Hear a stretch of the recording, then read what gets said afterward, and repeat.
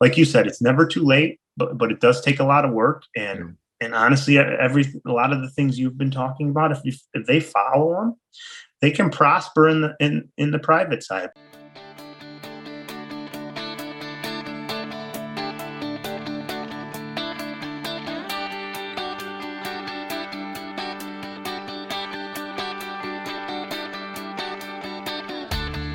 Originating from deep inside the Rocky Mountains, transported through the power of the internet, and arriving inside your tiny earbuds. It's the Appraiser Coach Podcast, helping appraisers increase their efficiency, quality, and make more money. Here's the guy who makes it his life's mission to create value for real estate appraisers nationwide. Your host and the Appraiser Coach, Dustin Harris. And welcome back to the program, everybody. Dustin Harris hanging out once again in the podcast chair. Got a great guest coming up. First, want to pause and remind you that we're sponsored by A la Mode. A la Mode, of course, is the software that I use to be efficient, to be effective at what I do. Check them out. Go to alamode.com or 800 A la Mode. And OREP. OREP, of course, is my E&O of choice. Should be yours as well. You can find out more by going to their website, orep.org. That's OREP.org. Want to welcome back to the program, good friend of mine, Mr. Ernie Ramos out of Chicago. I know you were raised in South Chicago. You still in South Chicago? Yes, I live one county south of Chicago's county, like a mile outside. Right on. Probably 25 minutes from the city, probably cool. 15 minutes from the city border. Well, first of all, thank you for coming back onto the program, my friend. You're welcome. Thanks for having me. I want to remind everybody, if they've been a longtime follower, you were one of the beginning one. Episode number 117. We're now well over 800. And 7 years ago, we were talking offline before, almost to the day. Yep, almost to the day. It was the day after Super Bowl in 2016. Isn't that I nuts? remember it. Now, I remember this. Now, I'll be honest with you. I don't remember a lot about that interview because it's been a long, long time ago. But I do remember that you were a newlywed and you had a baby. Yes. My son was 8 months old at the time, I think. Okay. And now I have a 7-year-old and a 5-year-old boy, Tyler and Dominic. So times fly.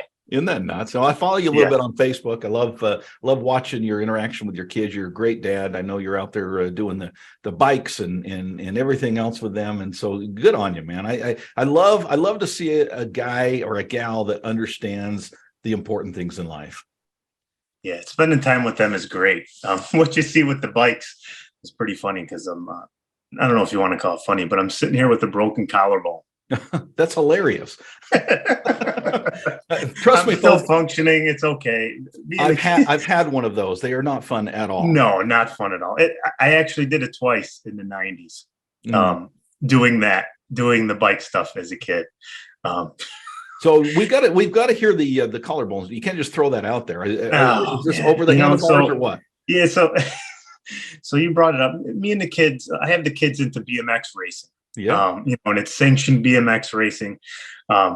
Some people say, call it little kid bikes. But if anybody's interested in what it is, you go to usabmx.com. It's kind of similar to what you do with the motocross with your family, which is really cool that you do as well.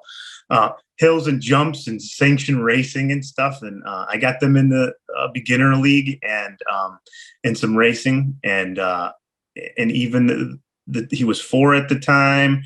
Started doing a bike without pedals. Now he's pedaling, and we just have a blast. I started going back out there again because I used to race competitively and nationally as a kid. Oh, so did your friend? So did your friend Jim Safford. Oh, I didn't. That's what we have in common. Yeah. I'm totally going to tease him about that. That's hilarious. It's cool, but he's got some impressive background in it. Actually, I have to admit, and Jim, I love you, buddy, but I would never, ever, ever think that would. Me either. But we've had a lot of conversations about it. But I'm a fitness person. I've been for 20 something years. And going out there with my kids, it's a blast. And competing at my age is I never thought I would, but it's fun. It's weird to be doing it now, but the fitness part of it and to be able to do it with my kids is just, it's unbelievable feeling. It's just Very great. cool. And it's just such different than a sport that you can't really do with them. And, Yeah. and then they see their dad still being able to, and then they look at it a little different. Like they kind of have to step it up a little bit. That is awesome. Well, good for you. But it's Good for you. fun. I should be back to normal in a month, but a little bit of pain. But I've been through it before, so at least I could still appraise. Exactly. Could be worse. Well, speaking of appraisal, if I remember correctly, you started right before the crash, if you will, kind of learning the ropes. 2004, 2005, somewhere in there. Yes. With your dad, So this right? is my 20th year. Wow.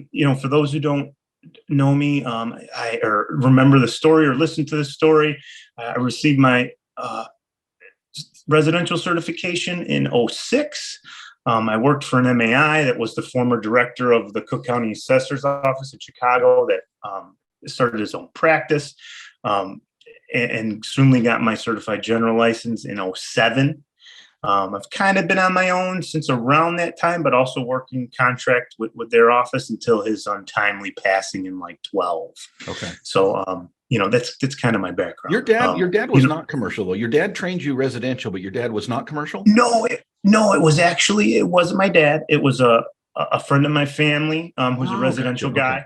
Okay. Friend of my dad's brought me in, and after that, he introduced me to his MAI associate / close friend. Okay. And that's where I kind of, learned more than the average person could learn. Okay. Looking back, Ernie, you obviously, like all of us, have a choice, right? When in the beginning, I think about 3 years into my residential, I had an opportunity to go commercial. I think I mentioned last time I talked to you, I didn't, that wasn't for me for various reasons, mostly because I have an adult ADD and I can't focus for more than 3 seconds. But looking back on it, are you glad you went to certified general? Oh, 100%. Wow. 100%. And I wanted to master a little bit of the residential side first before just being focused on the certified general side. So I'm happy I kind of tried to do some residential and lending work on my own before that. But it is one of the best decisions, because my practice is diverse, and I can pivot it if I need to, and you can do both, or just do things that the typical certified residential can't, regardless if I'm doing super high-end commercial all day or not. Well, let's talk about that, because I've heard from other individuals that are trained, whether they are commercial or not, being trained commercial, I know helps you on the residential, probably vice versa a little bit as well. There's so many residential guys that, let's just be honest, between you and I and 2,000 listeners out there, I think most people would say, it's no big deal. You don't need that side. I assume the commercial side helps you to be a better residential guy. Yeah. I mean, it's mostly the narrative report writing, when you do the lending, single family work or 1 to 4 family work, it gets into everybody's mindset of just checking boxes, and filling out a form, versus actually learning how to narrate and explain what you're actually doing or what the market's doing, or mainly a big key is highest and best use and what you're trying to figure out. That's just a checkbox, Ernie. That's easy. Yeah, just check. And don't get me wrong. I mean, I don't know if I fully understood it until years after my certified general certification, and properties where you had to figure it out 100%, and there was parts of it you understand, but there's just a certain point where things click, and checking the box over and over just doesn't really exercise your process enough to get you to that kind of advanced thought level of being, kind of an expert appraiser. Right. I would say. You talked about diversity. Right now, I would assume that is probably punctuated. We've had a slowdown in the market. Do you feel like there's a good balance there? Meaning, when residential slows down, maybe commercial doesn't necessarily speed up, but at least we're not in the same boat. In other words, you have an opportunity on a financial side to be able to be diverse and have work on both sides. Yeah, for sure. I mean, the rates are controlling a lot of things right now, but, depending on the type of work you do, whether it's lending or alternative products, it definitely gives you some opportunity to do other kinds of work, and you can kind of pick and choose, when you're diverse like that. But yeah, for sure. I don't know. I don't do a lot of commercial lending work outside of multifamilies and mixed use, the 5 and up units. And, and they slowed down really hard, Sure. in late 2022, but they're back, especially in the beginning of the year. It's back to being very active. So pretty happy about that, and just thankful to be diverse. And Super interesting, Ernie. So what does your business look like right now? I mean, things have changed probably in the last 7 years, I would guess. yeah, it's kind of took a full swing, probably in almost 180 degrees. That was 2016. So I would say in 2017 and 18, we were doing a lot of volume, a mixture of 1 to 4 family stuff, still doing a lot of my multifamily, random commercial here and there, but the multifamily is commercial license related. So that's what we were focusing on. I had an office manager. I've had some other virtual assistants help, some data entry help at times, and we were doing kind of higher volumes. Well, around those times, I was kind of blackballed by some longtime clients. Kind of blacklisted. I've been there. It sucks. So yeah, so I had a direct lender client, which I have great relationships with the loan officers and the particular offices, was a resource for them for issues they had, referral partner. And around that time, I might have did a review that I didn't agree with, the report. And it wasn't necessarily value related. It was just a crappy report and a lot of mistakes, saying, hey, there's nothing really wrong with the value, but they have the city wrong on one of the comps. The zoning's wrong. The site's wrong. There's no support for this, and they didn't like that. I kind of figured out that they just kind of wanted me to rubber stamp it. Yeah. And they never really reached out, but, they had some corporate people that were in charge of some things and could control volume. And all of a sudden I started seeing my volume drop. And when you see that on a really good client that you take care of after 10 years is strange. I had another large bank client that I had a really good friend who was a high level exec kind of begged me to get on their panel because they needed help they needed quality appraisers in my area. And after some time, I finally accepted it. Did a lot of volume for them, but one value not met on a contract. Next thing you know, we don't see work for 3 weeks when they were sending us like 3 a day that we couldn't even keep up with. And as soon as he left, it would be periods of time where they would kind of like slow down your volume. And when my good friend left that exec position to another mortgage company, I kind of lost the contact, and this company kind of blacklisted me. I don't know if it had something to do with them or what, but around this period of time too, I also got designated with the NAIFA, which is the National Association of Independent Fee Appraisers, and was merging with the ASA at the time. So I just recently got designated with them, which was an awesome process. Congratulations. Thank you, of peer review and coursework review. But around that time, so I'm a certified general, and all of a sudden, I guess I have letters after my name, and I'm doing residential work, and all of a sudden, I'm kind of getting like backlash with my clients. I don't know if it is just some of the situations that I explained of them wanting me to rubber stamp, or them knowing that I'm not really bending or something, or just thinking that I'm not going to bend and this isn't the type of appraiser we need. I just got and from having conversations with my contacts, it was just like, it was almost like they don't need my expertise. They just want things to slide through easily. That's kind of the insinuation that I got. So even though I've been asked to join one of them again, and get back on the panel, at that time, I just made a choice. I had 2 kids in daycare, and 2 mortgages, and those costs were outrageous. And I was down in business. So I just basically told myself that I'm not letting the lending business, rates, one or two single clients dictate my income or if I can feed my family. So I started studying a lot of things that you've been talking about lately and that are big hot topics. And this is 2017 or 18 when everybody's still really busy. So I just started studying SEO and website building and creating content and videos and networking. And I joined my local chamber. I have 2 websites I built, focusing on my Google My Business pages. And I started writing blogs and putting In other words, you did a lot of damn work. A lot of damn work. I ate through a good $30,000 or $40,000 in savings, in that period of time just before I could kind of start eating again, honestly. But it takes a lot of hard work and a lot of time.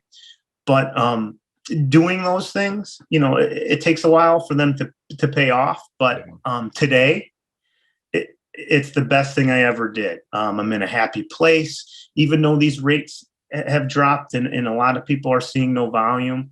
The diversity we have in the private side of business is keeping us whole. We kind of focus on divorces and estates and pre-listing stuff and litigation type things where attorneys are reaching out. And we're still doing a lot of apartment buildings and some mixed use stuff and small mom and pop commercial here and there. But all that hard work that I just kind of discussed and some of the things you've been talking about and like Blaine talks about digging your well. Yeah. And before I started, right. And I started doing realtor talks and things like that. And just really getting out there, and not just sitting here trying to do volume lending work when it was kind of in surplus then. And today, thankfully I'm in a good place. It's consistent, and it's a lot of work, but, sometimes we're doing rural farm property south of me, and sometimes we're doing inner city buildings to suburban buildings to just the typical single family suburban or, urban home. That's kind of how our days look now. Very cool. We're talking with Ernie Ramos, friend of mine and president owner of Advanced Appraisal Associates in Chicago. Ernie, when we get back, I want to talk to you a little bit about the future, both of the industry and for you and your company. First, I want to pause and remind everybody that we're sponsored by 2 great companies. Of course, OREP is my E&O of choice. Folks, how often do you think about your E&O? If you're like anybody else, any other appraiser out there, probably once a year, right? It crosses your mind, oh, gee, I need to renew. Next time that comes up, folks, no matter who you're with, shop around, but make part of that shopping OREP. I assume you're going to be very, very surprised as to what they bring to the table. Check them out. Go to orep.org. That's OREP.org. Of course, Alamode has been a sponsor here from the very beginning. They are my software of choice. They allow me to use all kinds of internal tools, which really speak to what I do here at the Appraiser Coach, and that is efficiency, getting more done with less. That is Alamode. Check them out. Go to alamode.com or pick up the phone. Call them, folks. Call their friendly people. They will tell you what it's all about. It's 800 Alamode.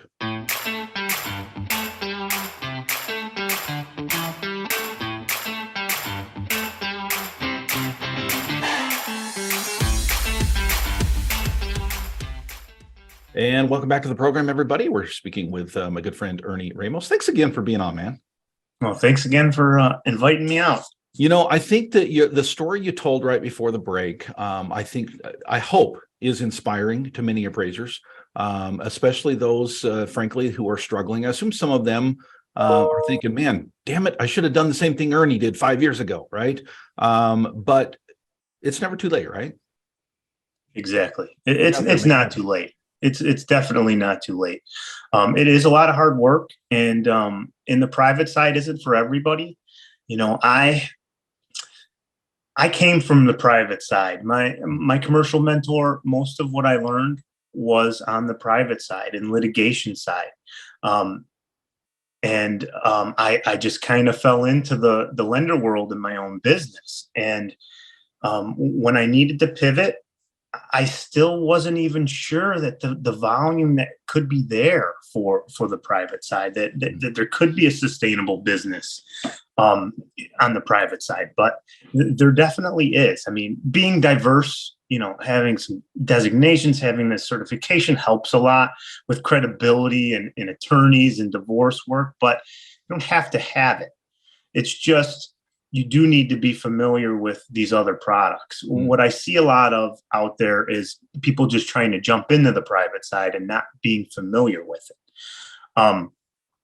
And doing private work as if it's lending work, utilizing Fannie Mae forms or Fannie Mae verbiage or utilizing UAD definitions. And that's not the world that it's in, and you have to separate them and really understand what the IRS might be looking for and their requirements if you're doing estate work, or make sure your reports are very supported, because in a divorce, they might get, or most likely will get, picked apart. Yeah. I remember at Appraiser Fest, I had a conversation with Ryan Lundquist, who's like the master of it. Oh, yeah. And even in the conversation I had, and I asked him, like, can you really do that much volume of, the people just randomly calling you up, and what else do you do, and just a couple of the things he told me just kind of, and his speech there just kind of sparked some things in my brain about and especially having the knowledge and the background in it made me realize that there is alternative work than lending that I could be doing, or at least, venturing for, versus, again, another slowdown like that's really happening now, and I feel terrible for the appraisers who have, no work and they're all reliant on it, but like you said, it's never too late, but it does take a lot of work. And honestly, a lot of the things you've been talking about, if they follow them, they can prosper in the private side, but it might take a year, to start to be able to feed yourself off of it at all, but either way, like you said, digging your well before you're thirsty, or even while you're thirsty, it isn't too late. But follow some of the things that you teach, or Blaine says in his podcasts, and others, or what Ryan says and does. It will help you, kind of put your career in a different direction, regardless of what happens with the market. It's not just going to fall into your lap. All right, 2 questions, Ernie, then we'll let you go. First of all, I want to talk about briefly the appraisal industry. A lot of changes coming. You've got all kinds of things going on. We're now, in the media with the whole, racial bias thing. You've got the modifications that are coming from Fannie Mae. You've got AI, artificial intelligence that's doing, some pretty amazing things. Where do you see the appraisal industry say, well, I interviewed you 7 years ago. We now see where we are now. Let's project 7 years down the road from now. Well, I feel that we'll still be in need, but the technology and efficiency part of what especially residential appraisers need to be doing and need to focus on, whether it's support using technology or just being efficient. These lenders want everything fast. They're all willing to use automated models or alternative products. You have to really step up your game on efficiency and quality if you want to stay in that, kind of in that realm of lending work. I think we will still be needed, but as we all talk about, there is always change, but I think some of it's for the better. And if you don't stay on top of the technology or your business and efficiencies, you'll kind of go away like a dinosaur, I think, unfortunately. Well, that parlays into my last question for you. Where do we see Ernie in the next 7 years? What types of things are on the horizon for you and your business? Man, I hope much more further than the past 7 years, but there was raising kids, flipping properties, that gets involved in a lot. I'd love to be more involved with some masterminds and things. It's just I hold myself accountable, whether it's with my kids and the activities we do, or rebuilding my business, or involved in investment properties, that it's hard to be more accountable by my peers than I already am for myself. But I would love to be more involved in some mastermind type things. But honestly, I would really, really love to expand and hire. I have a solid base of an office with assistants and office manager. I've had some trainees that didn't work out. Some just don't realize how hard it is to stick through the early years of being a trainee. But I hope it's the time with the slowdown to either partner with another commercial appraiser or hire one to help with a lot of work that either I don't specialize in or I have to refer out that we can keep in-house. Or, like I said, like partner or hire a commercial appraiser and hopefully hire a certified appraiser or two. I think we have the business to sustain it.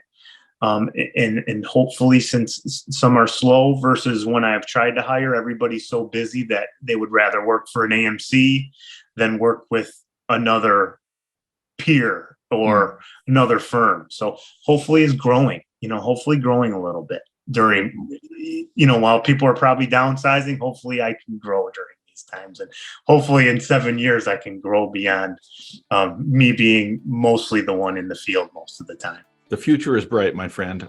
Would love to be a part of that with you. I hope we can continue to communicate and be friends and help each other out with the growth. Thank you for being on today. It's always a pleasure to see you. I hope that people have listened today because I think there were some really good nuggets in there about the possibilities, and like you said, it's never too late. I love what you said. Dig your well before you're thirsty, but you can also dig your well when you're thirsty. I love it, man. Thank you. All right. Thanks for having me on again. It was a pleasure. You've been listening to the Appraiser Coach podcast with Dustin Harris. If you like what you hear, please give us a 5-star rating and post a short review on iTunes. For more in-depth insider information on how you can make more money as a real estate appraiser, visit theappraisercoach.com and sign up for the All-Star team today. Thanks for joining us. And now, get out there and create some value.